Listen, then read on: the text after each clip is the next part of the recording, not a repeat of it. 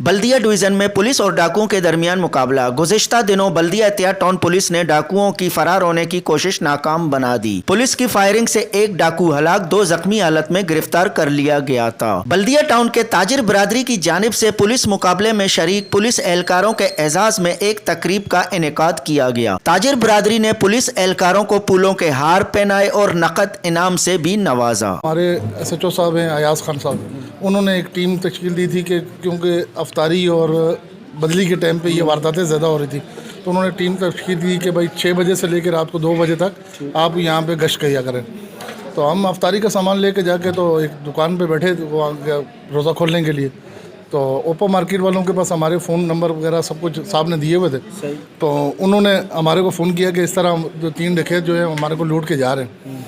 तो बस मैंने अपनी टीम को जो है ना 2 हिस्सों में तकसीम किया, एक को इस एक रास्ते से भेजा, दूसरी साइड से हम गए, तो आगे उनका आमना सामना हो गया।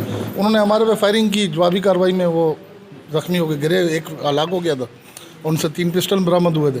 तो अफ्तार का टाइम, तो हम लोग अफ्तारी के लिए बैठे थे। अफ्तार से 2 मिनट पहले साहब को कॉल आई कि मोबाइल, ATM कार्ड और शनाख्ती कार्ड छीन के फ़रार हो रहे हैं लड़के। तो साहब ने फ़ौरन अफ्तार बोला छोड़ो। हम लोग अफ्तार वैसे ही छोड़ दिए। छोड़ के उनके पीछे साहब ने बोला 2 बाइक इस तरफ से जाओ, मैं इधर से आ रहा हूँ। हम लोगों को गली से भेजा, साहब खुद रोड से गए। रोड से गए तो साहब का इनका सामना हो गया, हम भी इतनी देर में पहुँच गए। और वहाँ पे फिर जहाँ हमारे साहब के ऊपर 3 फायर मारा है। साहब को नहीं लगी, लेकिन वो जाके बाइक के उसमें लगी। बाइक जब चला रहे थे तो वो आवाज़ कर रही थी ना, जाके मेरे को चेक करवाया तो वो सिक्का उसमें से बाइक से निकला है। आज हम दुकानदारों ने मिल के, तमाम दुकानदारों ने मिल के एक नकद रकम जमा की है और नकद रकम की सूरत में इनको कैश इनाम देंगे ताकि इनकी मज़ीद हौसला अफजाई हो। पैसे देखें, उनकी कारकर्दगी के लिए पैसे सब कुछ नहीं होते।